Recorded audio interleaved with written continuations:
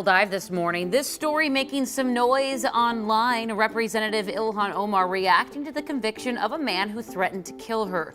She says the penalty is simply too harsh. Patrick Carlino could get up to 10 years behind bars. Representative Omar shared this letter on Twitter asking a federal judge to show some compassion when Carlino is sentenced next year. She writes, a lengthy sentence would likely only increase his anger and resentment. Representative Omar also says Carlino should instead be given a chance to make amends and seek redemption. And our Sunrisers, of course, had a lot to say about it and had a lot of mixed feelings on this story. Franklin here calling her a leader with compassion, and he says she's glad she's representing us. JD, though, saying he's not buying it, saying Representative Omar is just playing to the crowd.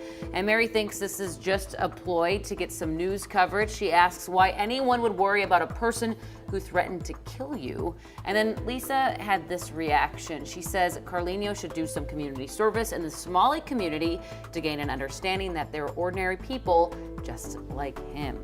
If you'd like to join the conversation, this story is posted right now on our KARE11 Facebook and Twitter pages. And of course, you can read more about it online at KARE11.com. Yeah, I like the community service aspect. I also think anything that Ilhan Omar puts out there will be politicized because she's a politician and because of what she stands for, who she is. Yeah. I think that one comment, why would you be worried if anyone threatened to kill you, kind of caught me off guard a little. I think it depends on the context, and then if you report that person, they look into them, if they actually have a plan. How reliable If it wasn't that just is, a flippant comment. Right.